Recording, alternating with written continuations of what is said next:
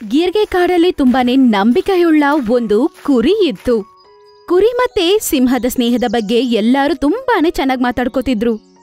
ಒಂದಿನ ಶೇರ್ ಸಿಂಗ್ ಸಿಂಹಾಸನದ ಮೇಲೆ ಕೂತಿದ್ದಾಗ ಶೇರ್ ಸಿಂಗಿನ ಸ್ನೇಹಿತನಾದ ತೋಳ ಅಲ್ಲಿಗೆ ಬರ್ತಾನೆ. ಶೇರ್ ಸಿಂಗ್ಗೆ ಜಯವಾಗ್ಲಿ. ಕರಿಯ, ನೀನು ಬಹಳ ದಿನಗಳಾದ್ಮೇಲೆ ನೀನ್ ನೋಡಿ ಖುಷಿ ಆಯ್ತು ಗೆಳೆಯ. ನಮಗೂ ನಿಮ್ಮನ್ನ ನೋಡಿ ಖುಷಿ ಆಯ್ತು. ನಿಮ್ಮ ನಡೆ ನುಡಿ ಎಲ್ಲವೂ ಹಾಗೇ ಇದೆ. ಧನ್ಯವಾದ ಗೆಳೆಯ. ಗೆಳೆಯರೇ, ಇವನ್ನ ಭೇಟಿ ಮಾಡಿ. ಈಕೆ ರಾಧೆ, ನನಗೆ ತುಂಬಾ ಭರವಸೆ ಇರುವಂತ ವ್ಯಕ್ತಿ. ಈಕೆ ಜವಾಬ್ದಾರಿ ಬಗ್ಗೆ ಪೂರ್ತಿ ಕಾಡಿಗೆ ಗರ್ವ ಇದೆ. ವಾ, ಈಕೆ ಬಗ್ಗೆ ನಾನು ಮುಂಚೆ ಕೇಳಿದ್ದೀನಿ, ಈಗ ನೋಡಿದ್ದೀನಿ. ಧನ್ಯವಾದ. ಒಂದ್ ಮಾತು ಹೇಳ ಗೆಳೆಯ, ನಾನು ಅತ್ಯಂತ ದುಬಾರಿ ವಸ್ತುನು ಸಹ ರಾಧೆ ಹತ್ರನೇ ಇಡ್ತೀನಿ. ಒಂದು ಕುರಿ ಜವಾಬ್ದಾರಿ ಇದೆ ಅಂತ ತೋರಿಸೋದಕ್ಕೆ ಇದಕ್ಕಿಂತ ದೊಡ್ಡದು ಏನ್ ಬೇಕಾಗಿದೆ?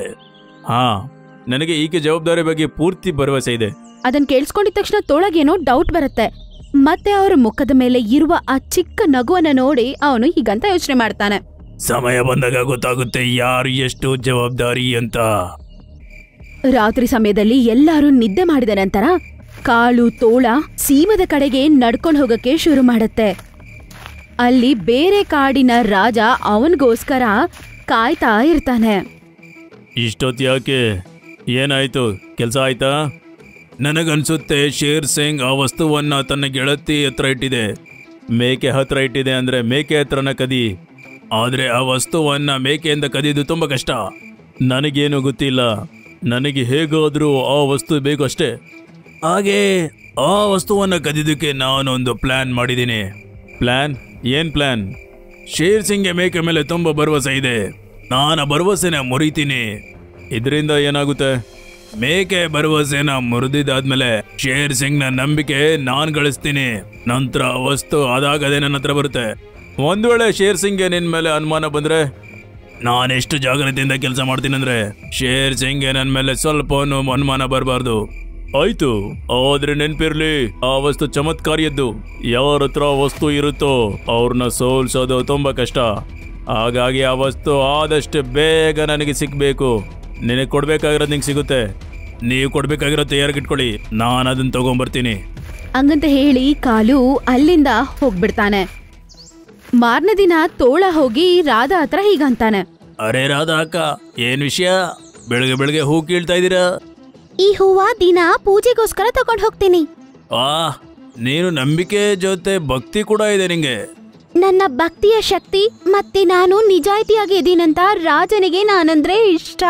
ನಿನ್ನ ನಂಬಿಕೆನ ನಾನು ಮುರಿದು ಹಾಕಿಲ್ಲ ಅಂದ್ರೆ ನನ್ನ ಹೆಸರು ಕರಿಯ ನರಿನೇ ಅಲ್ಲ. ಕಾಲು ಶೇರ್ ಸಿಂಗ್ ಹತ್ರ ಹೋಗ್ತಾನೆ. ಮಹಾರಾಜ್, ನೆನ್ನೆ ನೀವು ಯಾವುದೋ ವಸ್ತು ಬಗ್ಗೆ ಹೇಳ್ತಾ ಇದ್ರಿ. ಅಸಲಿಗೆ ಅದೇನದು? ಯಾವ ವಸ್ತು ಬಗ್ಗೆ ನಾನು ನಿನ್ನ ಹತ್ರ ಹೇಳ್ತಾ ಇದ್ದೆ ಅದು ಸಾಮಾನ್ಯವಾದದ್ದಲ್ಲ, ಅದೊಂದು ಚಮತ್ಕಾರಿ ವಸ್ತು. ಓ ಹೌದು, ಎಲ್ಲಿವರೆಗೂ ಆ ವಸ್ತು ನನ್ನ ಹತ್ರ ಇರುತ್ತೋ ನನ್ನ ಯಾರು ಸೋಲ್ಸಕ್ಕಾಗಲ್ಲ. ಆದ್ರೆ ಆ ವಸ್ತುನ ನೀವು ಯಾವತ್ತೂ ನನಗೆ ತೋರಿಸ್ಲೇ ಇಲ್ಲ. ಅಸಲಿಗೆ ಅದಿರೋದು ಯಾವ್ದು ಇಲ್ಲಿ? ಬಹುಶಃ ನೀನು ಮರ್ತಿರ್ಬೋದು. ನಾನು ನಿನಗೆ ಹೇಳಿದ್ದೆ ನನ್ನ ಎಲ್ಲ ಅಮೂಲ್ಯವಾದ ವಸ್ತು ನನ್ನ ರಾಧಾ ಹತ್ರ ಇರುತ್ತೆ ಅಂತ. ಒಂದು ಮೇಕೆ ಮೇಲೆ ಅಷ್ಟೊಂದು ವಿಶ್ವಾಸನ? ಪೂರ್ತಿ ಕಾಡಲ್ಲಿ ರಾಧಾಗಿಂತ ನಂಬಿಕೆ ಇರೋಂಥ ವ್ಯಕ್ತಿ ಯಾರೂ ಇಲ್ಲ. ಶೇರ್ ಸಿಂಗ್, ಒಂದ್ ವೇಳೆ ತಪ್ಪು ತಿಳ್ಕೊಳ್ಳಿಲ್ಲ ಅಂದ್ರೆ ಒಂದು ಮಾತು ಹೇಳು. ಮೋಸ ಅಲ್ಲೇ ಆಗುತ್ತೆ ಎಲ್ಲಿ ವಿಶ್ವಾಸ ಇರುತ್ತೆ. ನೀನೇನು ಹೇಳೋಕೆ ಬಯಸ್ತಾ ಇದೀಯಾ? ಇದೆ, ಈ ಮೇಕೆ ಮೋಸಗಾರ್ತಿ. ನೋಡ್ಕೊಂಡು ಮಾತಾಡೋ ಕರಿಯ. ಮೇಕೆ ನಂಬಿಕೆ ಬಗ್ಗೆ ಇಲ್ಲಿ ಯಾರಿಗೂ ಅನುಮಾನ ಇಲ್ಲ. ಇದ್ರೂ ಇರ್ಬೋದು, ಆದ್ರೆ ಒಂದ್ ವೇಳೆ ನನ್ನ ಮಾತು ಸುಳ್ಳಾದ್ರೆ ಆಗ ನನ್ನ ಕತ್ತು ಕತ್ತರಿಸಿ ಮೇಕೆ ಮೋಸಗಾರ್ತಿನ. ನಿನ್ನ ಹತ್ರ ಏನಾದರೂ ಸಾಕ್ಷಿ ಇದೆಯಾ? ಸಾಕ್ಷಿ ಸ್ವತಃ ನಾನೇ.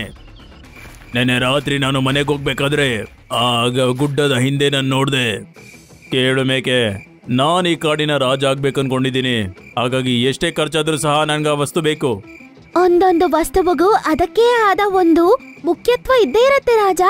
ನಾನು ಕೊಡುವ ಈ ಕಡಗೆ ಬದಲಾಗಿ ನೀವು ನನಗೇನ್ ಕೊಡ್ತೀರಾ? ನಾನು ನಿನಗೆ ಮಹಾಮಂತ್ರಿ ಮಾಡ್ತೀನಿ. ಹಾಗಾದ್ರೆ ಖಂಡಿತ ಕೊಡ್ತೀನಿ. ಕಾಡಲ್ಲಿ ಮೇಕೆಗಳನ್ನ ಭೇಟಿ ಆಗಬಾರ್ದು ಅಂತ ಒಂದು ಕಾನೂನನ್ನೇ ಮಾಡ್ಬಿಡ್ತೀನಿ. ನಿಮಗೋಸ್ಕರ ಆ ಮಾಯಾ ಕಡ ನಾನು ನಾಳೆನೆ ಕೊಡ್ತೀನಿ. ನಿನ್ನ ಮಾತನ್ನ ಕೇಳಿ ನನಗೆ ಆಶ್ಚರ್ಯ ಆಗ್ತಾ ಇದೆ. ಆದ್ರೆ ಇದೇ ಸತ್ಯ ಶೇರ್ ಸಿಂಗ್. ಮೇಕೆ ನಂಬಿಕೆ ಮೇಲೆ ಅನುಮಾನ ಪಡೋದು ತುಂಬಾ ದೊಡ್ಡ ವಿಷಯ. ಅರ್ಥ ಆಗ್ತಾ ಇಲ್ಲ ನಾನು ಏನ್ ಮಾಡ್ಬೇಕು ಅಂತ. ಮೇಕೆಯಿಂದ ಆ ವಸ್ತುನ ತರಿಸಿ ನೋಡಿ. ನೀರಿಗೆ ನೀರು ಮತ್ತೆ ಹಾಲಿಗೆ ಹಾಲಾಗ್ಬಿಡುತ್ತೆ. ಆಯ್ತು, ಮೇಕೆನ ವಸ್ತು ಜೊತೆಗೆ ಕರೆಸಿ. ನನಗೆ ನೀವು ಜ್ಞಾಪಕ ಮಾಡಿದ್ರಾ? ಹಾ, ನನಗೆ ನನ್ನ ವಸ್ತು ಬೇಕು ಈಗಿಂದೇಗೆ. ತಗೊಳ್ಳಿ ಮಹಾರಾಜ, ನಿಮ್ಮ ಮಾಯಾ ಕಡ. ಇದು ಅಸಲಿಯದ್ದಲ್ಲ. ಇಲ್ಲ ಮಹಾರಾಜ, ಇದೇ ನಿಜವಾದ ಕಡ. ನೀವು ನಾನು ಹೇಳೋದು ನಂಬಿ. ಹಾಗಾದ್ರೆ ನೀನೇನ್ ಹೇಳಕ್ ಬಯಸ್ತೀಯಾ? ನಾನ್ ನಿನಗೆ ನಕಲಿದ್ ಕೊಟ್ಟಿದ್ನ? ಮಹಾರಾಜ, ನನ್ನ ನಿಜಾಯಿತಿ ಮೇಲೆ ನಿಮಗೆ ಅನುಮಾನ ಬಂತಾ? ಅನುಮಾನ ಇಲ್ಲ. ಮಹಾರಾಜರಿಗೆ ನಿನ್ನ ಮೋಸದಾಟದ ಬಗ್ಗೆ ಎಲ್ಲ ತಿಳಿದಿದೆ. ಮಹಾರಾಜ್, ಇದೇ ಅಸಲಿಯದ್ದು. ಕಾಲು ಹತ್ರ ನಿಜವಾದ ಕಡ ಇರೋದನ್ನ ನೋಡಿ ಎಲ್ಲರಿಗೂ ತುಂಬಾ ಆಶ್ಚರ್ಯ ಆಗತ್ತೆ. ಮಹಾರಾಜ್, ಈ ಮೇಕೆ ಯಾವಾಗ ಇನ್ನೊಂದು ಸಿಂಹದ ಹತ್ರ ವ್ಯವಹಾರ ಮಾಡ್ತಾ ಇತ್ತು, ಆಗ ನಾನು ಇದರ ಮನೆಯಿಂದ ನಿಜವಾದ ಖಡ್ಗವನ್ನ ಕದ್ದು ಅಲ್ಲಿ ನಕಲಿ ಖಡ್ಗವನ್ನ ಇಟ್ಟಿದ್ದೆ. ಇದೇ ತಗೊಳ್ಳಿ ನಿಜವಾದ ಖಡ್ಗ. ನಿಜವಾದ ಕಡವನ್ನು ನೋಡಿ ಶೇರ್ ಸಿಂಗ್ಗೆ ತುಂಬಾ ಕೋಪ ಬರುತ್ತೆ. ಮೋಸಗಾರ ಮೇಕೆ, ನಾನು ನಿನಗೆ ನಂಬಿಕಸ್ತ ಅಂತ ನಂಬಿದ್ದೆ, ಆದ್ರೆ ನೀನು ಮೋಸಗಾರ್ತಿ. ಮಹಾಮಂತ್ರಿ, ಮಹಾರಾಜ್, ಈ ಮೋಸಗಾರ್ತಿ ಮೇಕೆನ ಈ ಕೂಡಲೇ ಕಾಡಿಂದ ಹೊರಗಡೆ ಹಾಕು.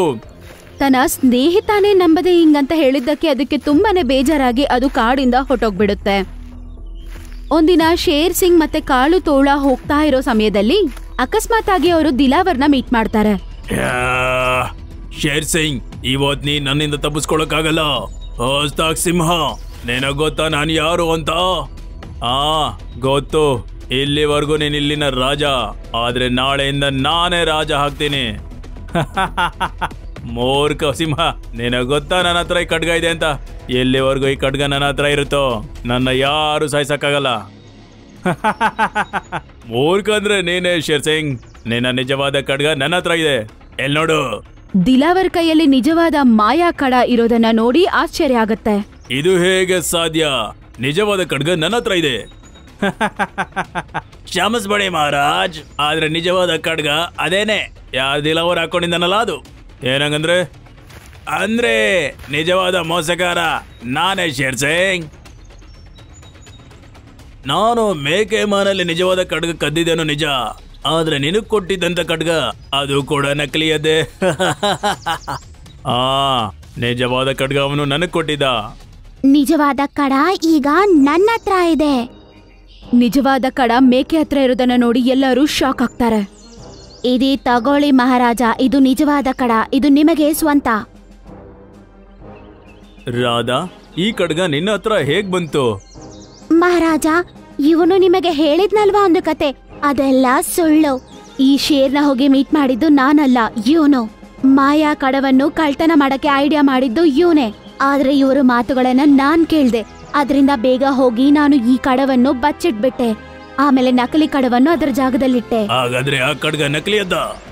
ಹೌದು, ಅದು ನಕಲಿ ಕಡನೆ. ಮತ್ತೆ ಮಹಾರಾಜರಿಗೆ ಕೊಟ್ಟಿದ್ದಂತ ಖಡ್ಗ ಅದು ಕೂಡ ನಕಲಿನೇ.